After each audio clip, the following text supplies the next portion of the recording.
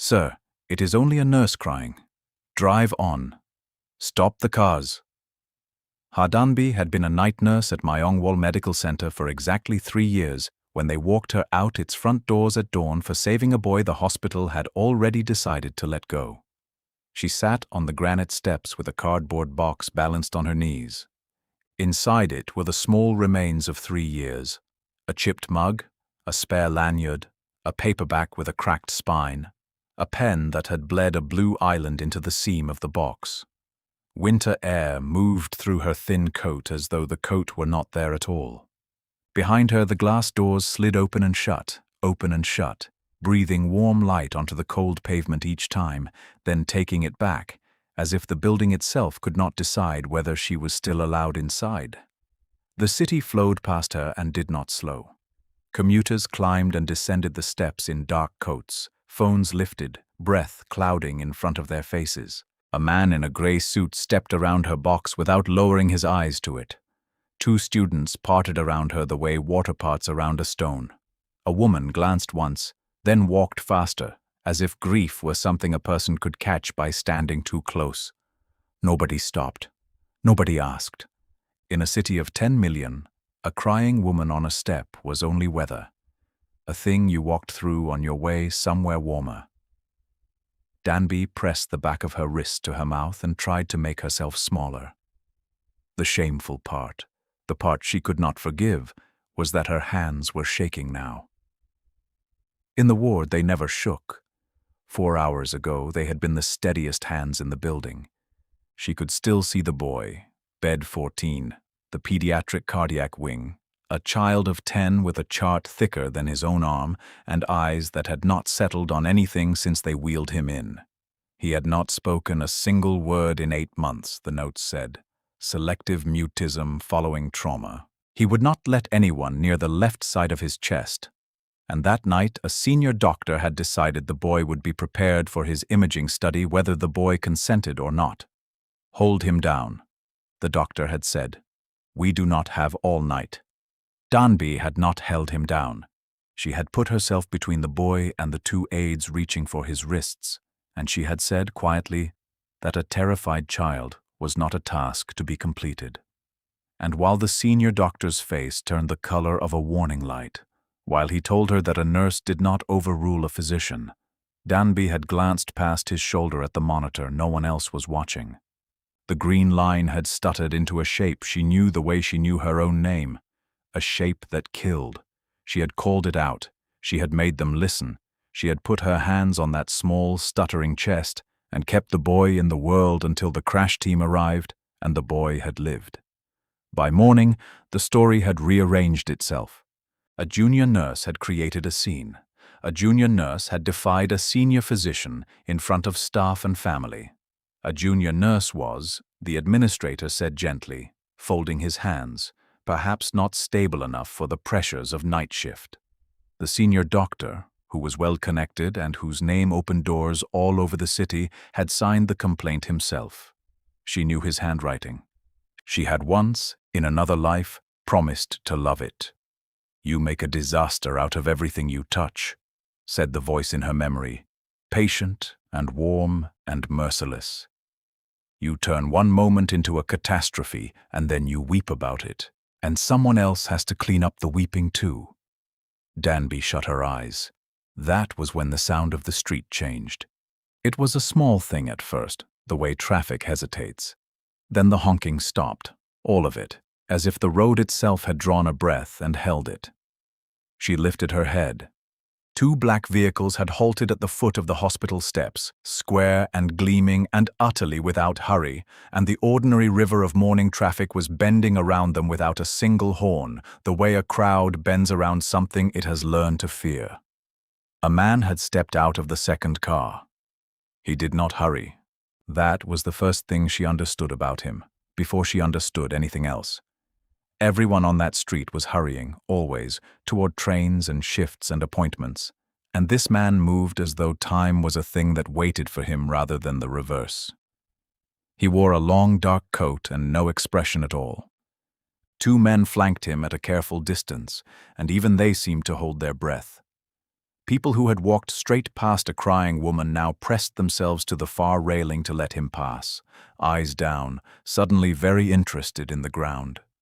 Danby knew, without being told, that she was looking at Do Taigang. Everyone in the city knew the name, the way they knew the name of a storm. The towers that had reshaped the skyline, the hotels, the quiet rooms where powerful men lowered their voices and chose their words. She had never seen his face. She had not expected it to be so still or so tired. He climbed the steps, and to her horror, he stopped in front of her. "You are the night nurse from the cardiac wing," he said. It was not a question. Danby's throat closed. She thought of the box on her knees, the leaked pen, her red and swollen eyes. "I was," she managed. "I am not anymore." Something moved behind his eyes, brief and cold and precise. "I know," he said. "I heard what they called it." The men behind him did not move.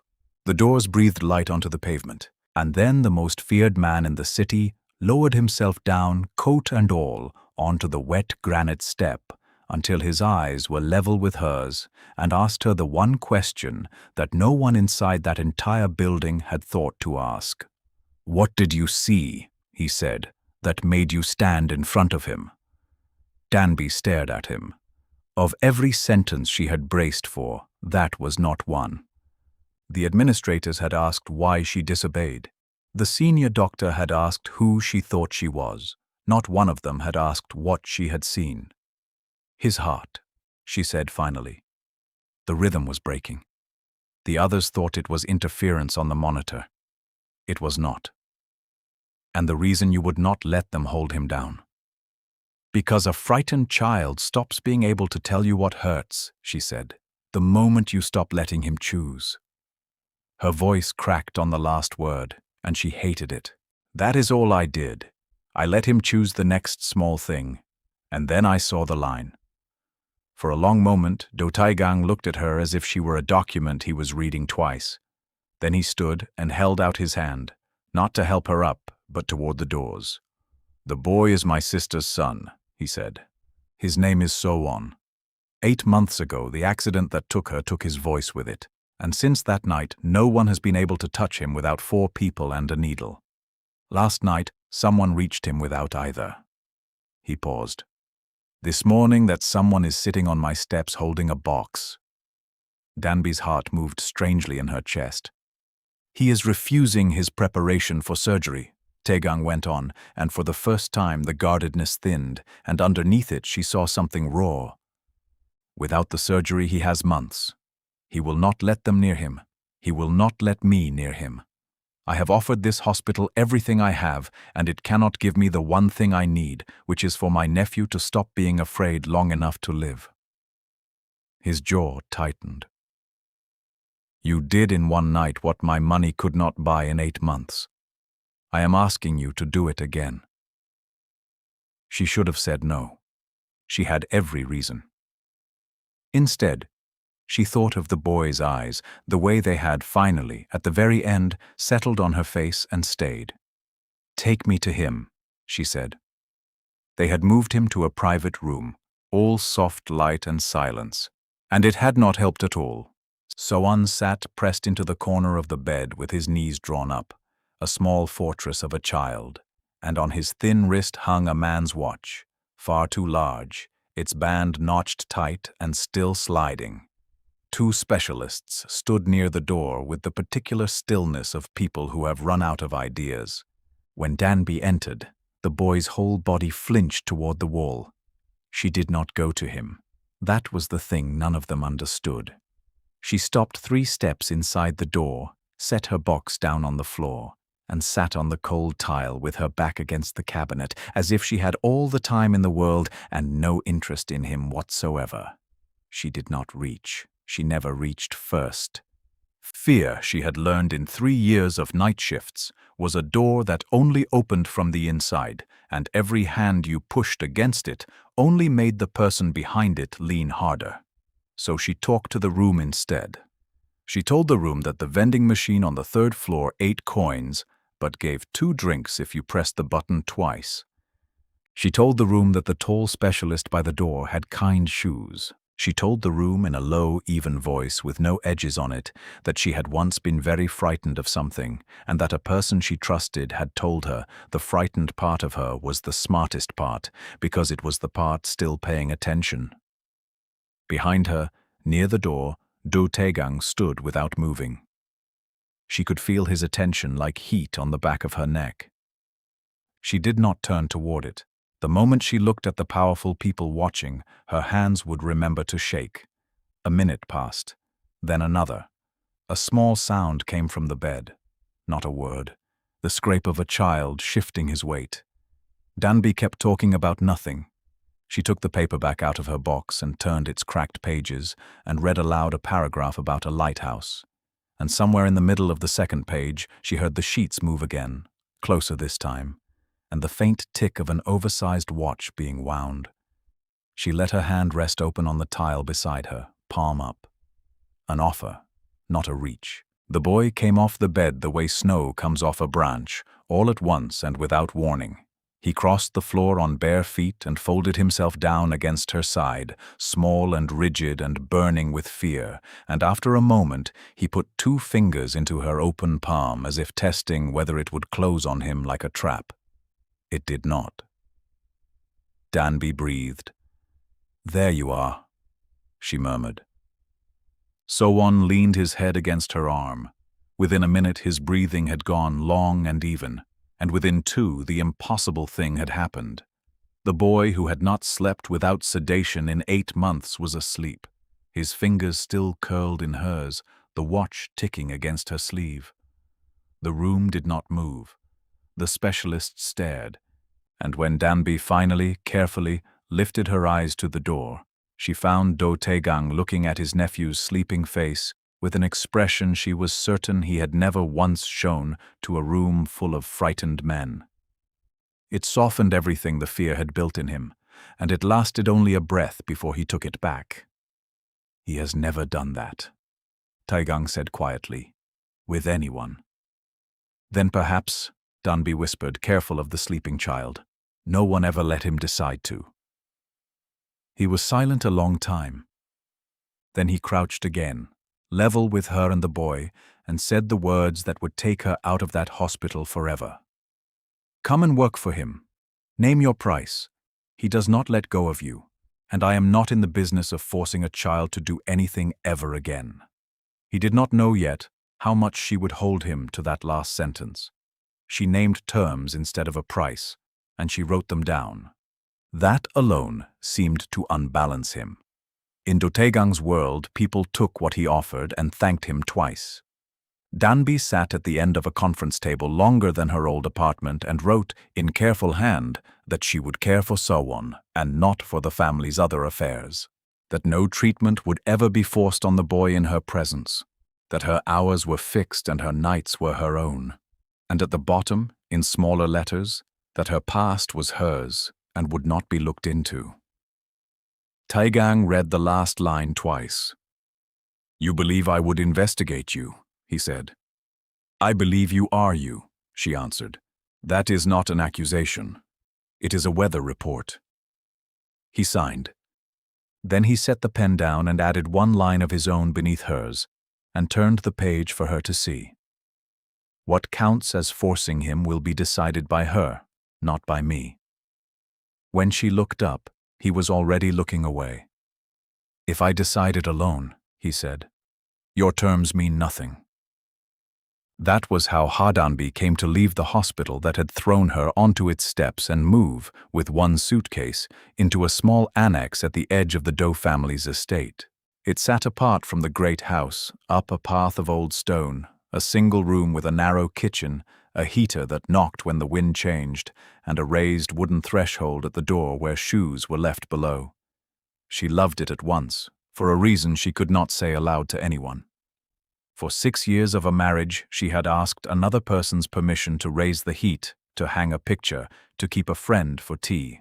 The annex was crooked and cold and entirely hers, and the key fit only her hand. She did not tell Taigang that the senior doctor who had signed her complaint, the well-connected man whose handwriting she had once promised to love, was her former husband. Kwon Sung-jae had spent 6 years teaching her that her instincts were hysteria and her competence was luck, and had signed his name to the end of her career the way he signed everything, believing he was doing her a kindness. That was hers. It stayed at the bottom of the page. The boy defected within 3 nights. So-won was meant to sleep in the main house, in a bright room with a nurse on call and every comfort money could summon. Instead, on the 3rd night, Danby heard the raised threshold creak and found him standing in her doorway in his pajamas, the watch sliding on his wrist, having slipped past 2 grown men and half a hillside in the dark to stand at the one door in that vast estate that felt like a door and not a wall. He did not ask to come in. He simply looked at her until she moved aside, and then he crossed to the warm floor by the heater and lay down as though the room had been built to his measurements. "This is not your bed," she told him. So-won closed his eyes. 20 minutes later, the path outside filled with the sound of a large, controlled man trying very hard not to run. Do Taegang appeared at the foot of her threshold, coat over his shoulders, and stopped there, below the wooden step, where a person leaves the outside world and its shoes behind. His nephew was asleep on her floor. He could have simply come and taken him. He was Do Taegang. Instead, he stood at the raised sill, one hand on the frame, and did not lift his foot over it. "Will you allow me up?" he said. Something in Danby went very still. Kwon Sung-jae had never in 6 years asked permission to enter a room he believed was his. Even after she left him, he had used his key. She stepped back from the door. "Shoes below," she said. He left them below. He came up onto the warm floor in his socks. This man the city held its breath around, and stood looking at his sister's son asleep in the light of a knocking heater, and for a moment he had no idea what to do with his hands. "He will not come home," Taegang said. "He is home," Danby said, before she could stop herself. "That is the trouble." She had rice and a pot of soybean stew on the low counter, the humble kind, made from the last of what she had. She had not planned to offer any. Men who owned skylines did not eat a night nurse's leftover stew from a dented pot. Then his stillness cracked by the smallest degree, and she understood that he had not eaten since the steps that morning, and that he would sooner starve on her floor than say so. "There is enough for 2, she said. "It is nothing. Do not make it into something." He looked at the boy. He looked at the pot. And the man whose name made powerful men lower their voices sat down cross-legged on her crooked warm floor, in his socks, beside a sleeping child who had chosen this cold little room over every warm one he owned, and let a fired nurse set a bowl in front of him, as if he were an ordinary man who had simply come in from the cold. He did not yet know that this was the beginning of losing everything he thought protection meant. Neither did she. She learned the shape of his excuses within a week. The medicine came at 9 each night, and it did not need to come in his hand. A driver could have carried the small paper packet up the stone path. A nurse from the main house could have brought it. Instead, at 9, the raised threshold creaked, and Do Taegang waited below the wooden step in the cold, with the boy's evening dose held out like a reason. "He does better when you give it to him," he said the first night, which was true. "You could learn to give it. He does not take it from me." Also true. So Taegang came, and left his shoes below, and stayed while So-won swallowed the pill with a face. And then somehow it was later than he had meant, and there was stew again, and he ate it again. By the 4th night he stopped inventing the reason and simply came. He was not an easy guest. He filled the small room the way a large stone fills a cup, and he did not know what to do with his silences. But he asked before he crossed her sill every single time, and he left his shoes below every single time, and Danby found she had started setting a second cushion by the heater without deciding to.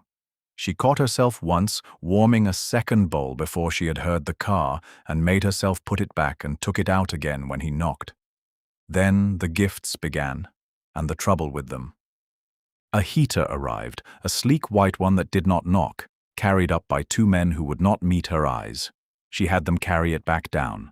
A box of clothing came, soft and costly and cut exactly to her size, which unsettled her more than the price, because it meant someone had been asked to learn her measurements.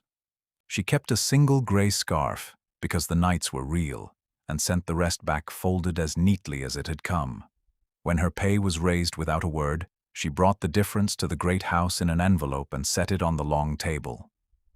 "Most people," Taegang said, watching the envelope as if it might be a trap, "take what I give and then ask for more. I am the nurse who returned your heater." The heater knocks. "The heater is mine." He was quiet a moment. "You argue with everything I offer." The words landed wrong. Danby went still at the counter, her back to him, because that was almost exactly a sentence Kwon Seung-jae used to say, in that same tired and reasonable tone whenever she wanted a thing to stay hers. "You argue with everything. You cannot simply let me be good to you." Taegang saw it. She never understood how, but something in him sharpened, and when he spoke again his voice had lost its edge. That was not a complaint. It usually is, from a man. He did not ask who the man had been. He only pushed the envelope back across the table to her side and let it sit there. And she understood that he had filed the sentence away somewhere he would not lose it. Something else was changing in those weeks, quieter than any of it. Sowon had begun to draw, first shapes, then rooms, then people. He drew the knocking heater and the great watch, and a tall figure in a long coat standing below a step. And one night he crossed the floor and pressed a page into Danby's hands, not his uncle's, hers, a drawing of two figures and a small one between them, and then hid his face against her shoulder as though he had confessed something enormous. Danby held the page as if it were made of glass. Across the room, Do Taegang watched his nephew give his whole heart to a nurse he had known 3 weeks, and did not say what it cost him to be glad instead of jealous. There was one gift she did not return. He had the loose stones of her crooked path relaid, the whole climb made even and safe. She opened her mouth to refuse it, and he said before she could, "So one walks it in the dark." So the path stayed. It was not for her. A thing that kept the boy safe was not a thing she had the right to send back, and he had known exactly how to make it one she could not. "You take nothing for yourself," he said that night at the door. "Everything for him. He is the patient." "I never start with the part that hurts," she added, when he only looked at her. "Not with him, not with anyone. You begin where a person can still say yes, and you wait to be asked closer. Reach for the wound first, and they only learn to guard it harder. Is that a nursing rule? It should be a rule for people." He lingered a long moment at the raised sill, looking at her as though she had reached towards something he had spent years guarding, and made him want to carry it out to her himself.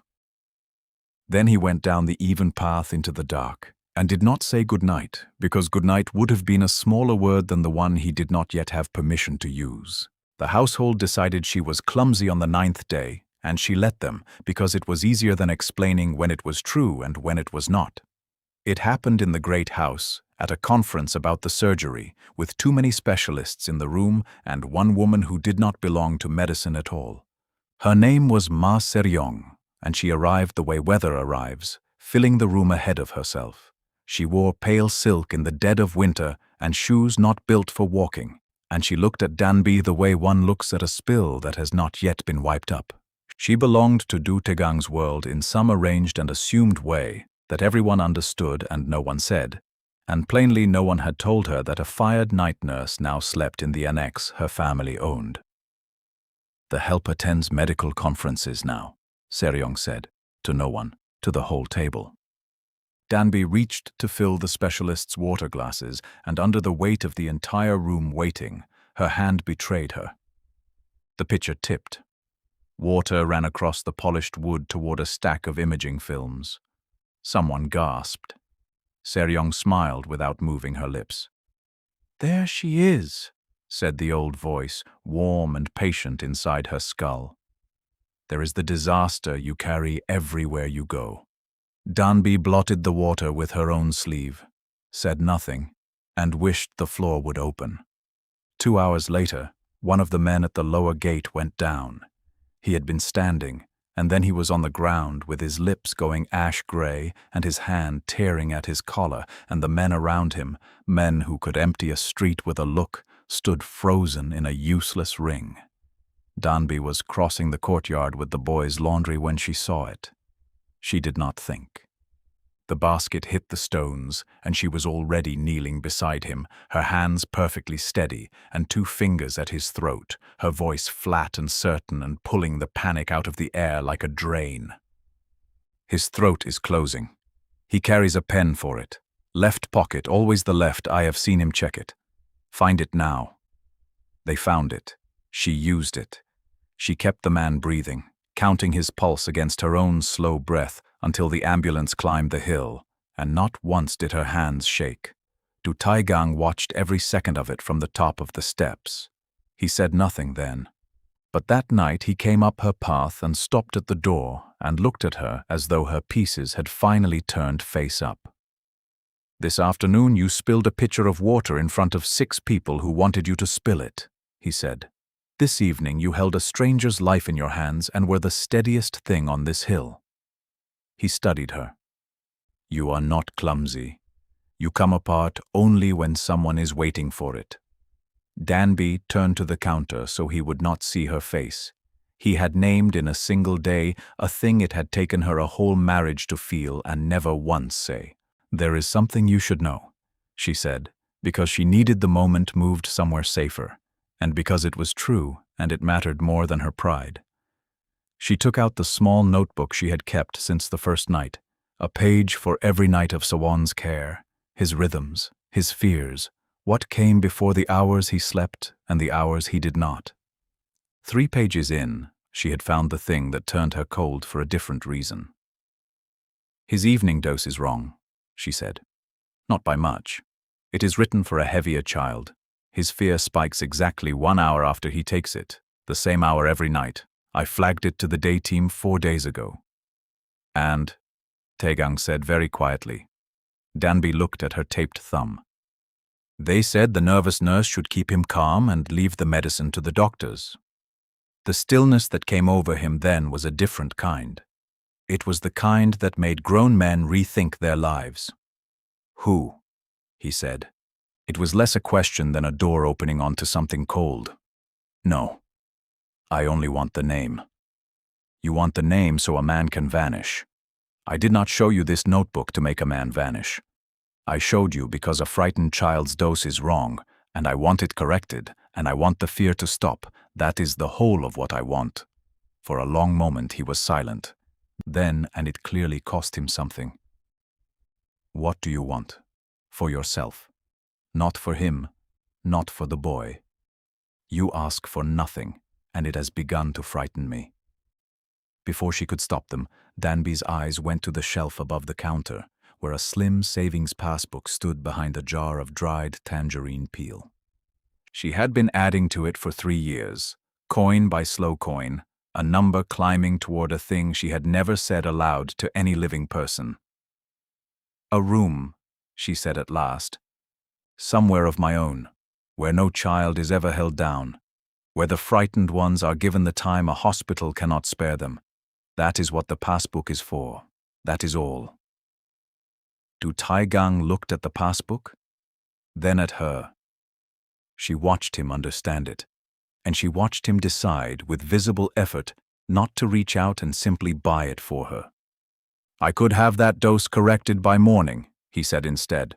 "Correct the dose, not the rest." He nodded once.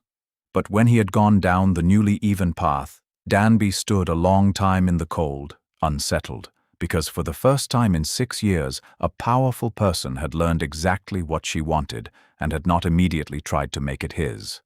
The surgeon came on a Thursday, and Do Taegang disliked him before he had his coat off. His name was Baek Rowoon, and he was young for what he was, one of the finest pediatric heart surgeons in the country, flown in because Taegang no longer trusted the hospital that had thrown Danby onto its steps. He was warm in the way that good doctors of frightened children teach themselves to be warm, which is to say, deliberately, as a skill. He knelt on the annex floor without being asked, spoke to So-won in a low voice about nothing important, the weather, the drawings, the enormous watch, and he did not reach for the boy once. Danby liked him at once, in the plain way you like anyone who does the thing correctly. He explained the surgery to her as though she were a colleague and not the help, drawing the valve on the back of an envelope, telling her what the boy's chest would feel afterward, and what to watch for in the nights that followed. She had not been spoken to like that in years, as if her hands and her 3 years of nights were worth informing. So-won did not like him in the slightest. The boy had been drawing at the low table, and he stopped, and he watched the surgeon lean toward Danby over the envelope, and then he got up and crossed the room and inserted himself between them, small and rigid, and pushed Baek Ro-woon's folder off her knee with one deliberate hand. "He is not usually territorial," Baek said, amused. "He is exactly usually territorial," Danby said. "You are only new." From the doorway, where he had been leaning in his socks with his arms folded for several minutes, Do Taegang said, "He does not care for people standing so close to her."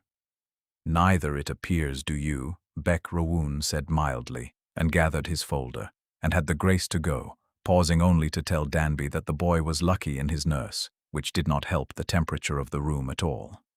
It was quiet after the door.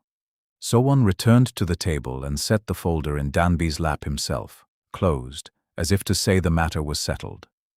Danby busied herself with medicine that did not need arranging. "He is a good surgeon," she said to the shelf. "I know, I hired him." "You are scowling at the man you hired." "I am not scowling. He was scowling." Then, with the discomfort of a man made to look at his own hand, "He asked you to consult on 2 other children. In the city. I heard him." "You were listening." "He said it in my house." "It is a good offer," Danby said. "It is the kind of thing a person saving toward a room of her own says yes to." She turned and looked at him directly. "So are you jealous of Dr. Baek, or are you jealous of the offer?" She had not meant to ask it so plainly. It sat in the room a moment, past recall, and So-won, without lifting his eyes from the page, leaned his whole small weight against Danby's side, the way he did when something was his, and Do Taegang looked at the boy doing it and said unexpectedly, "I understand the feeling." Danby's breath caught. He seemed to hear the admission a half-second after it left him, and rather than take it back, which she was learning was not his way, he let it stand, and then he made it worse, or better, she could not tell which. "I will not pretend it is something cleaner than it is," he said. "I do not like his hands near you. I did not like the offer, and I liked even less that you are exactly the sort of person who has earned it, because it means one day a better room than mine will ask for you and be right to. That is jealousy. I know its shape." His jaw tightened. "It is not the same as the larger thing, but it is not a lie either, and I have told you enough lies of omission to know the difference between them." "Jealousy is not love," Danby said softly, feeling for the ground beneath the words. "No," he agreed. "But it is honest, and I have almost no practice at honest, so you will forgive me if I am clumsy with it." The corner of his mouth moved, dark and self-aware. "It seems I am the clumsy one in this house after all." Then he crouched to say good night to his nephew, which he had never done before, and let himself out without looking at her again, because looking at her had plainly become the more dangerous of the 2 doors he could walk through. Danby stood in the quiet with the boy and his drawings and a heart that would not behave, and understood that the ground had shifted under her, and that she had put her own hand to the moving of it.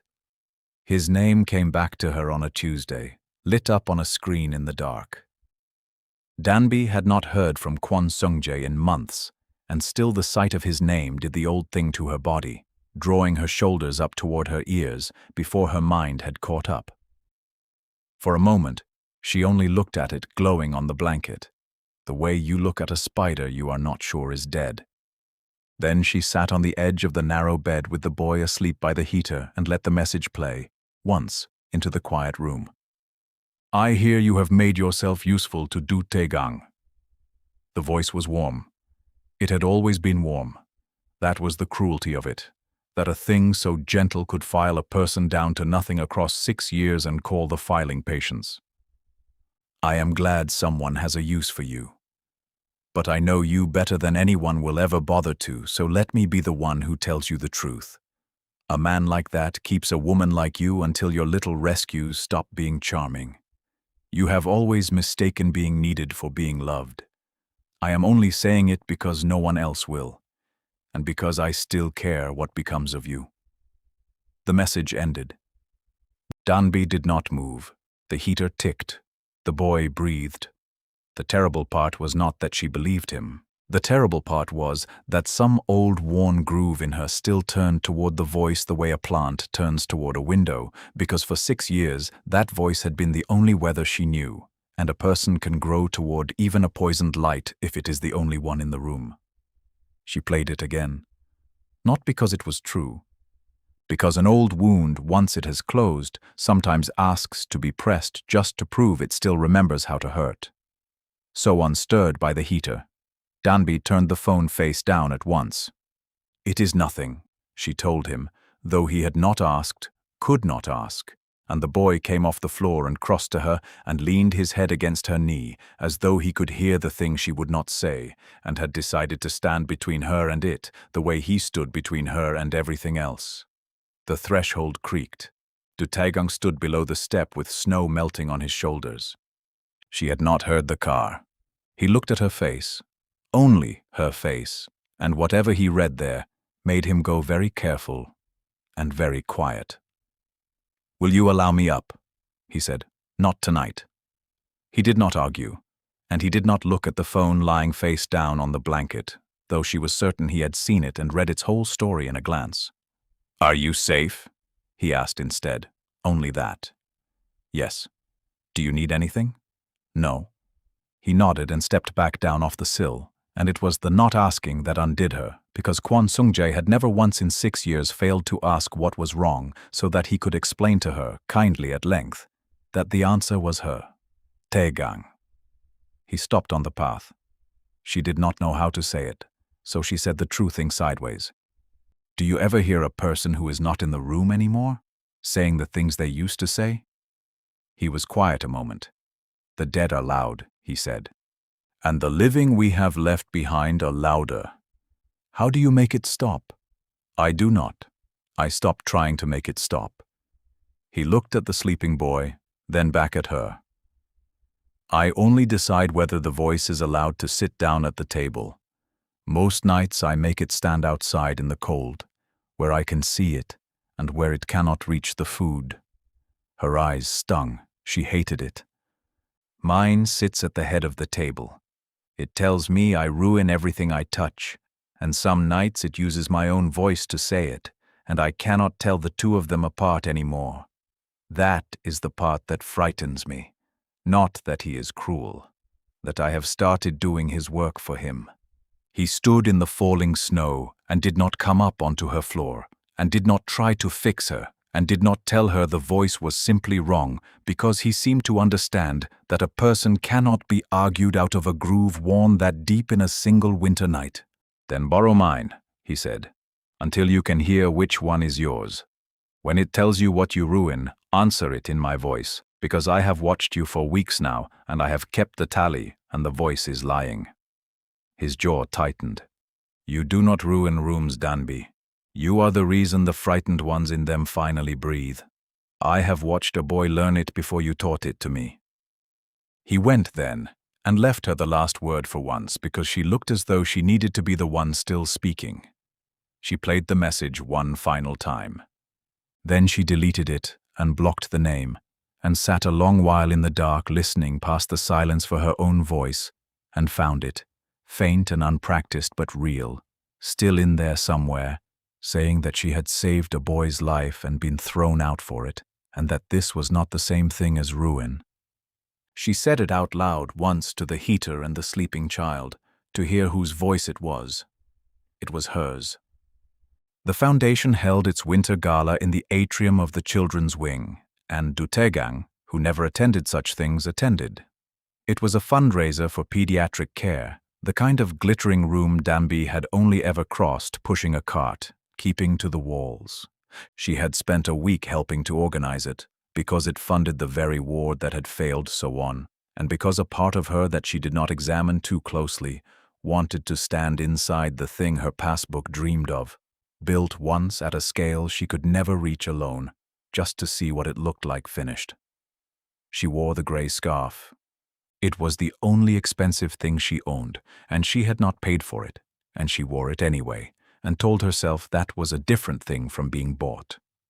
Ma Seryong found her near the refreshment tables within the hour, the way a cat finds the one chair you have asked it to leave alone. "The famous nurse," she said in silk, the color of frost. "I hear the child sleeps in your little cottage now. I hear Dotegang climbs the hill every night to sit on your floor and eat from a dented pot." Her smile was a beautiful, precise thing, assembled rather than felt. "Enjoy it while it lasts. Men like him collect strays for a season. A frightened woman who calms a frightened boy is very charming, right up until the novelty thins. Then the boy grows and the season ends, and the stray is quietly walked back down the hill and paid for its trouble." The words were so close to the voice on the phone that for one vertiginous second, Danby could not tell whether Seryong was speaking or whether the groove in her own mind had simply found a new and better-dressed mouth to come out of. And a passing server, turning too fast with a loaded tray, clipped the edge of the table beside her. A glass went over. It shattered on the marble at Danby's feet, loud as a struck bell in the bright room, and every head turned, and there she was again, the disaster, the spill, the woman who could not cross a floor without breaking something in front of people who had been waiting, without knowing they were waiting, for exactly that. "There," Seryong said softly, delighted, as though a wager had paid out. "There she is." Heat climbed Danby's face. Her hands went cold and useless. For one endless second she was back in a dining room years gone, holding a broken plate while a warm and patient voice explained to their guests that she turned ordinary evenings into emergencies, and the old sentence came up her throat on its own, worn smooth from use. "I am so sorry. I did not." Then a small, rigid body pressed against her leg. So-one had crossed the entire atrium. He had left his uncle's side and threaded through a forest of adults and their glittering knees to reach her, and he stood against her leg now with the great watch loose on his wrist, glaring up at Ma Seryong with the open, unguarded fury of a child who has decided something and does not yet know it is rude. The crowd drew back a step from the strangeness of it, from the silent boy and the woman he had chosen to guard. And the trembling went out of Danby's hands, the way it always did the moment something frightened needed her to be steady. She knelt and gathered the largest pieces of glass, carefully, so no one else would step on them. And then she stood, and she did not say sorry. "I drop things," she said, and her voice carried further than she meant it to, and she let it carry. "When a room is waiting for me to. I have done it since I was married to a man who taught me that one broken glass was the truest thing about me, and who was patient enough to wait years for me to believe it." Somewhere in the crowd, a hush spread outward like a ring in water. "But I have learned something the hard way, so let me give it to you for free. When a child stops breathing, my hands do not shake. When a frightened person needs someone to be calm, I am the calmest one in the building. I have been the calmest one in this building." She rested one hand on So-one's head. "So you may all go on watching the glasses. I will keep watching the things that are actually alive." No one laughed. Somewhere near the back a single person began to clap and thought better of it. Ma Seryong's lovely face went blotched and still, the assembled smile coming apart at last. Du Taegang stood at the back of the room. He had not come to her side. He had, she understood, deliberately stayed where he was so that the room would belong to her and not to him, so that no one could say afterward that his shadow had done the speaking.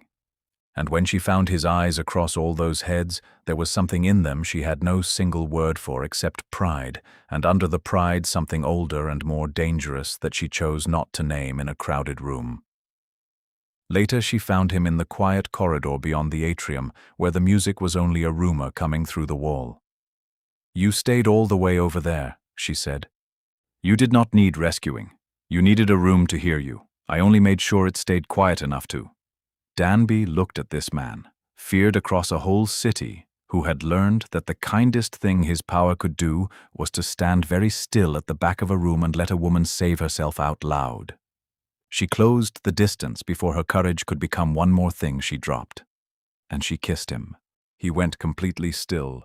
His hands stayed at his sides, as though he did not trust himself to be gentle without being told he was allowed, until she took his wrist and set his hand at her own waist herself and whispered, "You are allowed."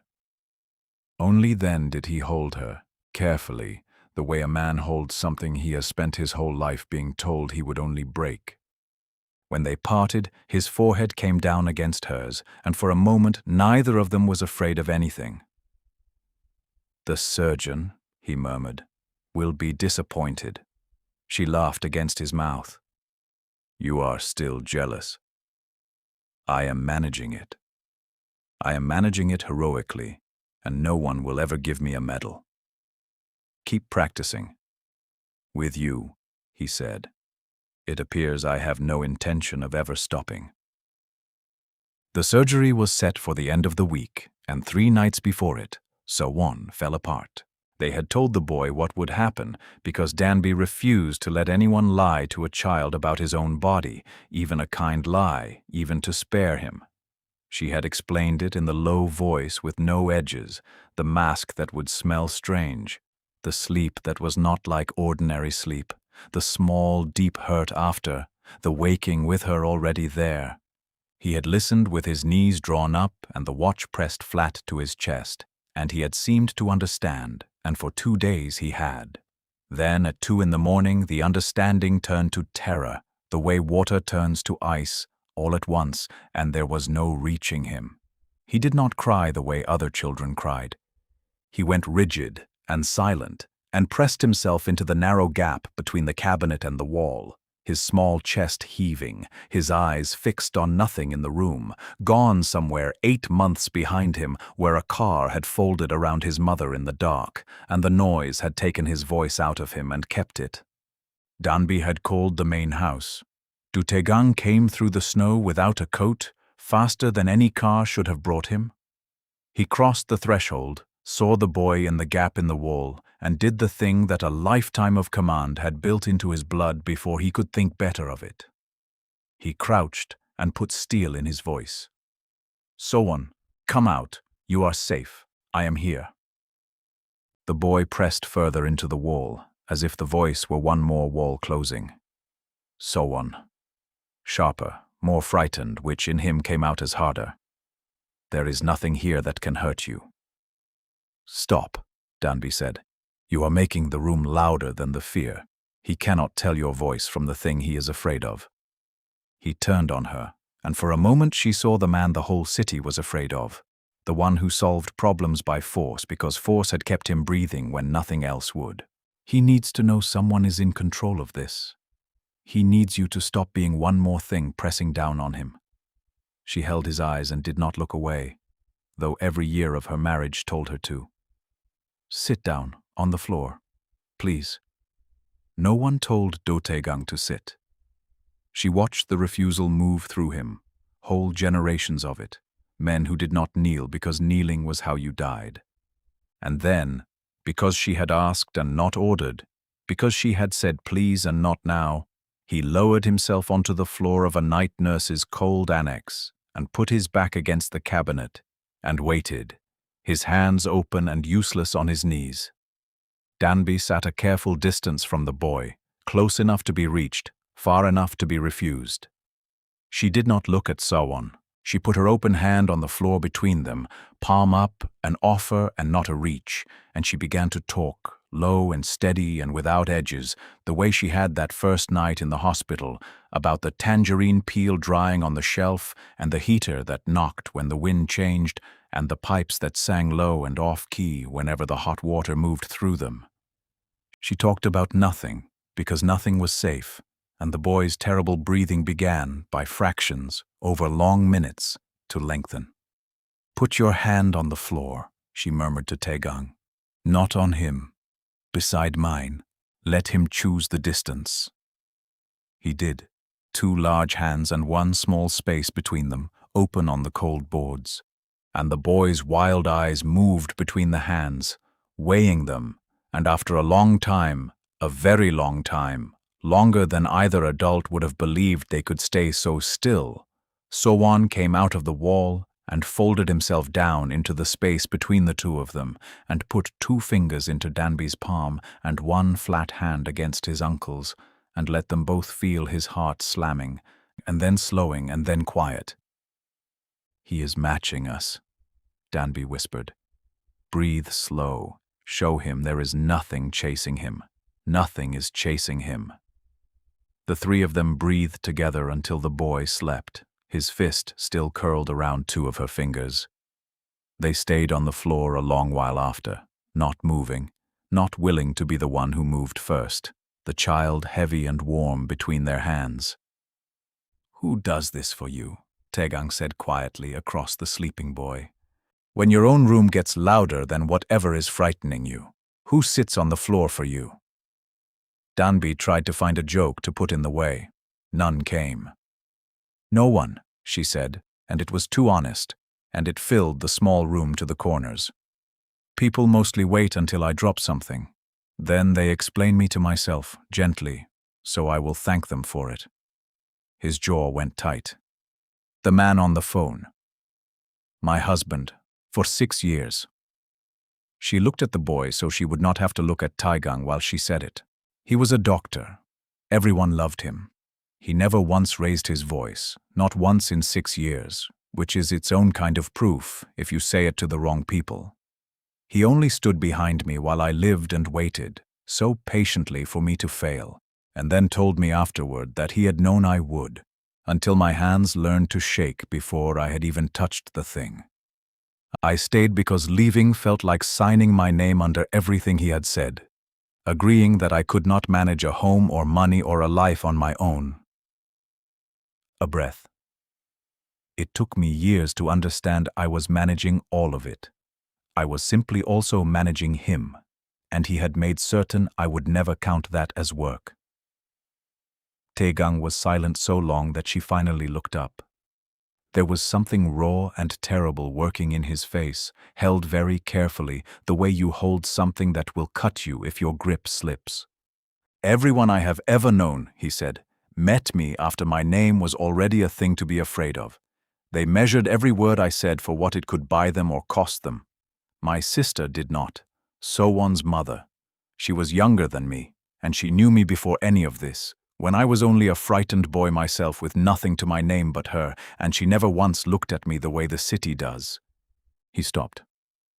"She was in a car 8 months ago that was meant to carry a warning to me. It carried her instead.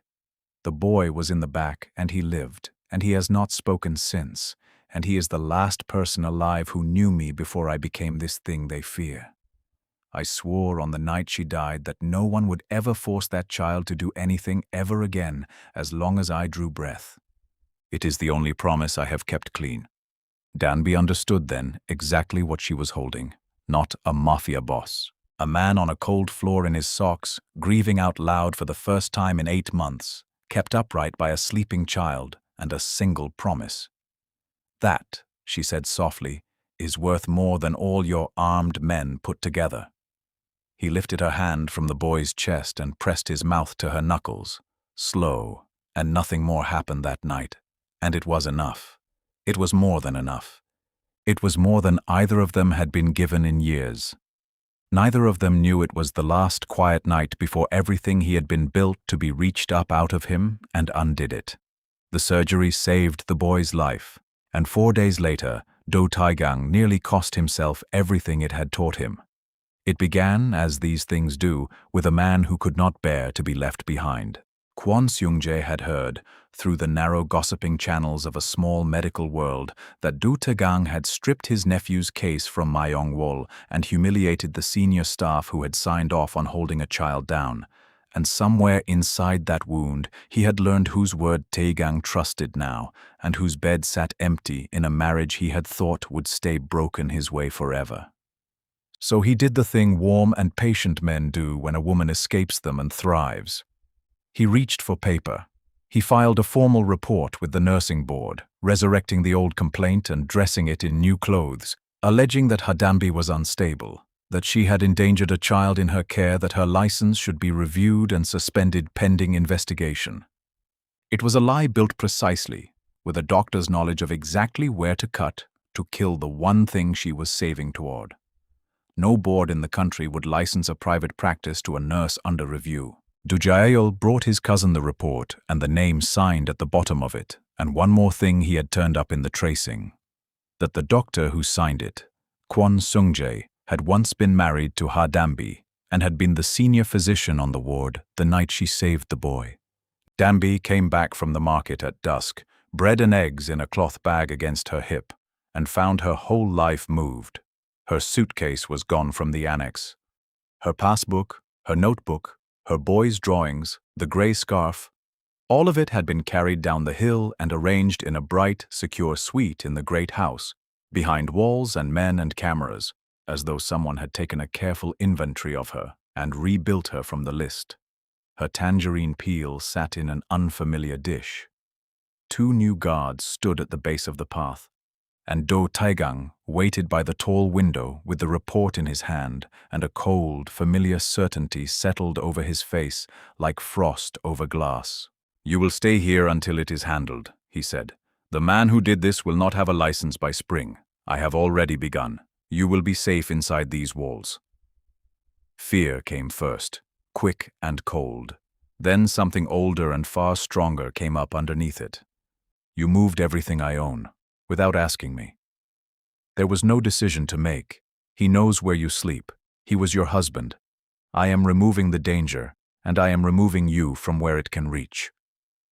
"You are removing my choice from it," she said. Both of you always start in the same place." His face hardened. "I am not him." "Then do not do the exact thing he did, only in more expensive rooms."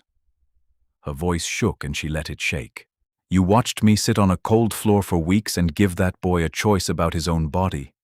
You watched me stop the second he was afraid. You watched me wait at a doorway instead of dragging him where I wanted him to go, because I told you that dragging only teaches a frightened thing to brace.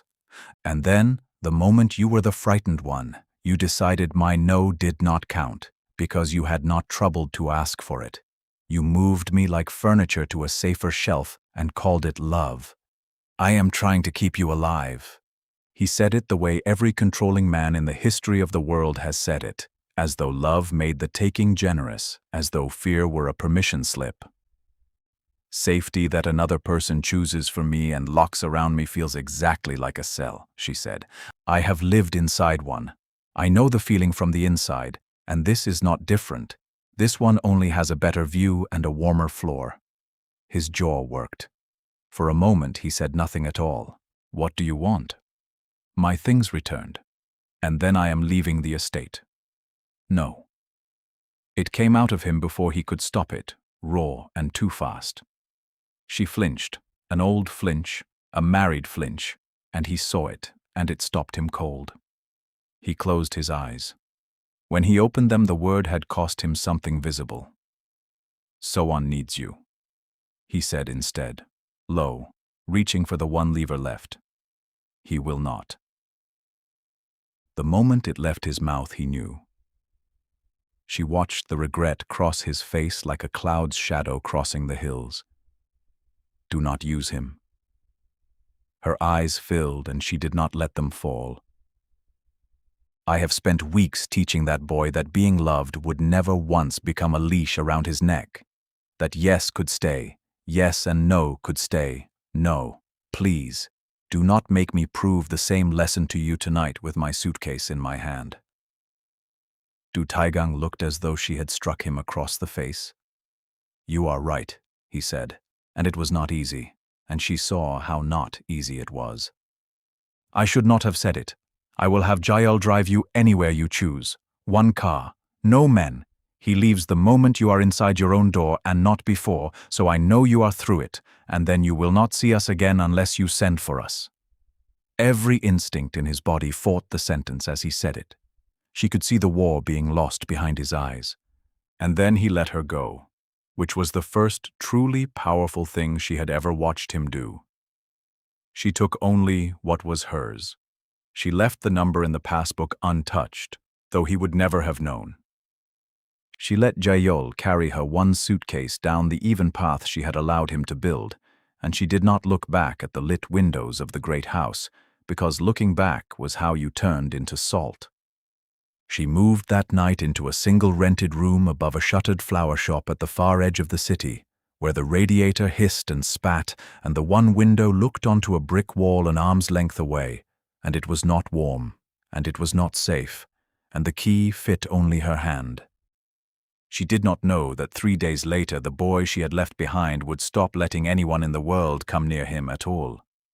Du Taigang kept the one promise even as it took the boy apart in front of him. So-on had come through the surgery, but a healing heart still needs 100 small daily cares, dressings changed and stillness kept and medicine on the hour, and within 3 days of Danby's leaving, the child would let no one give him any of it. He turned his face to the wall. He did not draw. He wore the great watch and would not take it off even to be washed, and he pressed himself into the gap between the cabinet and the wall in the bright, secure room she had refused, and stayed there, and the specialists began to speak, in low, careful voices in the corridor, of a boy quietly setting down the will that a recovering body needs to hold. Every man in that house told Du Taigang the same thing, because it was obvious, because it was easy. Send a car for the nurse. Better still, telephone her and tell her the boy is failing. She will come running before you have finished the sentence. She will not be able to help herself. It is the surest lever you have. He would not touch it. He sat outside the door of the boy's room some nights, on the floor of his own great house in the dark, and spoke to the only person alive who had known him before the fear, even though that person was on the far side of the door and could not answer and might not be listening. I did the thing I always do, he said into the dark. I saw a danger, and I took away everyone's choice in order to make it stop, and I told myself that was what love looked like when it was serious. She told me exactly what mattered, in small words, more than once. I heard the words each time. I did not change the man standing underneath them.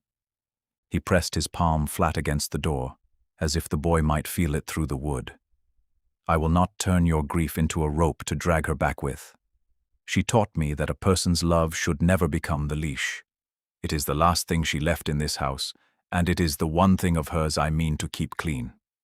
So he did not call. He sent no photograph of the boy in the wall, though he took one once in the dark, and then deleted it without sending, ashamed of the part of him that had wanted to. He let her go, and he grieved, and he learned, badly and late, to stand outside a closed door and leave it closed. It was the boy who could not be governed.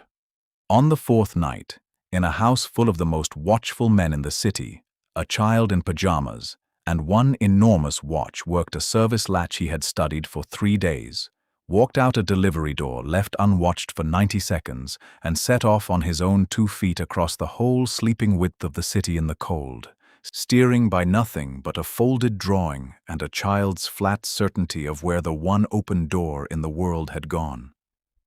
No one would ever fully explain how he crossed it. Some doors, once they have opened for you from the inside, are findable in the dark by people who cannot yet say their own names. Danby found him at dawn. She had heard something on the landing above the flower shop, a small sound like a bird against a window, and she opened her door to a figure sitting on the top step, a boy shaking with cold and exhaustion, the great watch loose and ticking on his thin wrist, his surgical dressing stained dark where he should have been lying still, and in his 2 hands held up to her like an offering he had carried a very long way, a single drawing, folded soft and furred at the creases. Two large figures, one small one between them, a step, a door. So on. Her knees hit the boards. The boy fell against her so hard she nearly went over backward, and she wrapped both arms around him and felt the terrible cold coming off him, the frightening speed of a heart that should have been resting in a warm bed he had left behind him. You impossible child. You crossed the whole city. In the cold, on that heart, you could have. And the boy, pressed into her shoulder, opened his mouth against the fabric of her collar, and in a voice cracked and rusty and painful from 8 months of silence, so quiet she felt it against her skin more than she heard it in the air, said one word. Stay. Danby stopped breathing. It was the first word the child had spoken since the night his mother died. He had carried it across an entire city, on foot, in the dark, to put it into her hands. She was still holding him, still shaking herself now, when headlights swept the brick wall outside and a car door closed quietly below, and footsteps came up the stairs, unhurried, and stopped. Du Taegang stood at the foot of her landing in the grey first light, snow melting in his hair, having followed his nephew's trail clear across the city on foot behind him, and never once closed the distance fast enough to frighten the boy into running from him. He looked first at So-won, alive, breathing, cold, in Danby's arms. Only then did he look at Danby, and he did not come up. Is he hurt? He asked, cold to the bone. His dressing has pulled and needs redoing. His heart is working far too hard. She looked up at him through the steam of her own breath. Taegang. He spoke. He said a word. Something moved through his face that she had never once seen there. Not fear and not command, something breaking quietly open and letting the light get in. What word? Stay. He stood in the cold a long moment with that word. Then he lowered himself, not up onto her landing, but down onto the freezing step just below her threshold, until he was level with his nephew, careful and slow as a man, setting down something that could still go off. And he stayed exactly there, on the step, in the cold, and did not cross. I have been standing outside closed doors for 4 days, he said. It turns out I am very bad at it. Every hour I want to break them down because breaking down doors is the only thing I was ever taught to do with one. His voice was low and even. I believed protection meant taking away every road a danger could travel to reach the people I love. That is how I stayed alive.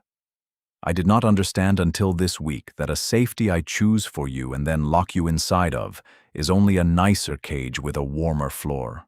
You told me that to my face in those words. I heard them the first time. I am 4 days late in becoming a man who can act on what he hears. That, Danby said through tears she no longer bothered to fight, is a beginning. May I come up? He asked. Not I am coming up. Not let me carry you both home. Not I have decided. Only that, only the question laid down on the freezing step between them. The question traveled through every door there had ever been between them. The annex sill he had always asked to cross and never once crossed uninvited. The bright suite he had filled with her belongings without asking a single time. And now, a freezing step in a forgotten corner of the city, where the most powerful man she had ever known sat waiting, one plain word away, for a fired nurse in a rented room to decide whether he came in.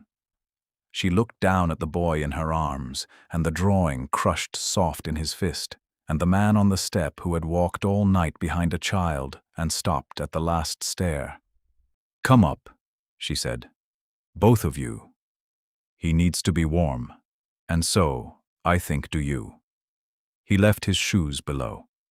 They rebuilt it slowly, and this time every board of it was in her name. She would not go back to the estate as anyone's rescued thing, and she said so that first gray morning with the boy asleep and warming between them on the narrow bed and the radiator ticking its terrible song at the bottom of the hour. Du Taegang did not argue. He had, it seemed, finally understood in his bones the thing his mind had agreed to on a cold floor weeks before, that the fastest way in the world to lose her was to solve her. So they made terms, and she wrote them, and he signed beneath, and this time he added nothing of his own that she had not agreed to first. The child would recover in whichever house he chose, and he chose hers more often than not, and no one forced the matter. Danby's hours were her own. Her door had a lock, and the only key fit her hand. And when Du Taegang wanted to place guards on her street, he asked her first, and accepted the number she gave him, which was smaller than the one he wanted, and larger than the one she wanted. And that, she was learning, was what it looked like when two people decided a thing together instead of one deciding it for both. The nursing board complaint collapsed within the month, not because a man was made to disappear in the night, though every resource to arrange it sat in the hand of the man who loved her. It collapsed because Danby walked into the review herself, alone, with her notebook, every night of So-won's care logged in her own steady hand, the wrong dose she had caught, and the day team's dismissal, and the slow, correct healing that followed. And she laid the whole record open on the table and let it speak in her own plain voice until there was nothing left standing of Kwon Seung-jae's careful lie but the signature at the bottom of it, which the board noted with quiet interest, belonged to the complainant's former wife. Seung-jae did not lose his license to any man's threat. He lost it to the truth, spoken clearly by the one person he had spent 6 years teaching that her account of things could not be trusted. Du Taegang never once touched him. He only stood in the corridor afterward and watched her not need him to, and understood that this restraint, this standing back with his hands open, was a kind of protection he had never in his life known how to give. So-won healed. The heart mended, the small scar silvered, and the voice, once it had crossed a whole city on foot to find its first word, came back the way spring comes back over the lake, slowly, and then all at once, and everywhere. He spoke to Danby first, always first. He spoke to his uncle second, haltingly, and watched something in the great feared man go loose with relief each time. He spoke to Dr. Bayek third, mostly to argue, and the drawings changed. They filled now with a small figure who was no longer standing alone at the edge of the page, but was held in the middle of it, between two larger ones, under a roof, above a step, inside a door that was open. "I love you," Do Taegang said, one evening, months on, when the rented room had a lamp she had chosen herself and a chair the exact color she liked, and no man's belongings creeping across the surfaces of it, except the ones she had invited in and could ask to leave. "I loved the way the boy trusted you before I had any idea why. I loved that you handed back my heater and my money and every soft, expensive thing I tried to buy the space beside you with, until I had nothing left in my hands to offer you but myself, which turned out to be the only thing you had ever been willing to look at. I even loved you on the night I moved your whole life across a hill without asking, which is the love I am most ashamed of in my life, and which I will never again let myself call protection." Danby's eyes filled. "I love you too," she said. "I am not certain it will make either of us easy. I have never once in my life wanted easy. You like obedience." "I am in recovery," he said gravely, and she laughed, and the boy stirred on the small bed and smiled without waking. She kissed him first, the way she always would now, and set his hands at her waist herself, and he held her like a man who had finally learned all the way down that closeness was a thing you were given by someone free to withhold it, and never a thing you reached out and took. The room came the following spring. She opened it on a quiet street a short walk from the children's wing, 3 warm rooms full of soft light with no restraint hooks anywhere on any wall, and she named it the thing a passbook had been dreaming of for 3 years, a place where no frightened child would ever again be held down for the convenience of the schedule. Her first small patient was a girl who had not let a stranger's hand touch her since the night of a fire. Her second was a boy who screamed at the sight of a white coat, so Danby simply stopped wearing one and wore soft gray instead, and the boy stopped screaming. So one came after school, and sat in the corner with the newest and most frightened of them, and showed them, most days without a single word, that a person could be scared right down to the bone, and still, at the same time, be entirely safe. The number in the passbook went into the walls and the light and a second nurse's honest wage, and Do Taigang was permitted to invest in the rest of it only because she asked him to, on terms so thick with exit clauses that he called the contract a personal insult and signed it anyway and framed his copy on his office wall where the city maps used to hang. Ma Seryong came once more to the ribbon cutting drawn by the photographers and called Danbi, to a small audience, the nurse who had stolen a season of Du Taigang's attention. Sewon crossed the room without being asked and stood beside Danbi and looked steadily up at Seryong until she was the one who looked away. She did not steal a season, Do Taigang said, into the quiet that followed. She noticed a wound the rest of us had all agreed to keep calling weather. Then she waited outside it patiently until it chose to let her in. He looked at Danbi and did not care who saw him do it. I was the wound. I am aware. And I am not astray, Danbi added, and held out a small card. But if a child in your family is ever afraid of the wrong thing, my rooms are printed on the front, and my rates, which are fair, are on the back. Seryong did not take the card. Sewon held it out, silently, until she did, and then he went back to the corner and his frightened ones. On the first cold evening of that autumn, Danbi sat on the step of the little practice mending the frayed leather band of a great old watch a boy had at last begun to grow into, and Du Taegang stood at the door with his shoes already set neatly below it, waiting, because the threshold of a room that was entirely and only hers had somehow become his favorite place in the whole city, and asking to be let across it had become the truest thing he knew how to say. Are you coming in? She said, without looking up from the watch. Or are you standing guard out there all night? That depends, he said. Am I allowed? Months before, the question would have frightened her, because for 6 years every answer she gave a man had come with a price attached that she could not see until it was charged. It did not frighten her now.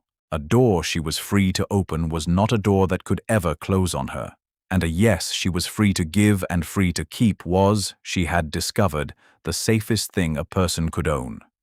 Stay, she said, and the most feared man in the city, who had once stopped his entire motorcade in the middle of a hurrying, indifferent street because a single person had bothered to weep where everyone else was only in a hurry to pass, left his shoes below the step and came in and stayed. If this story warmed something in you, tell me in the comments about the one person or the one small, stubborn creature who chose you before you had a single thing to offer them in return.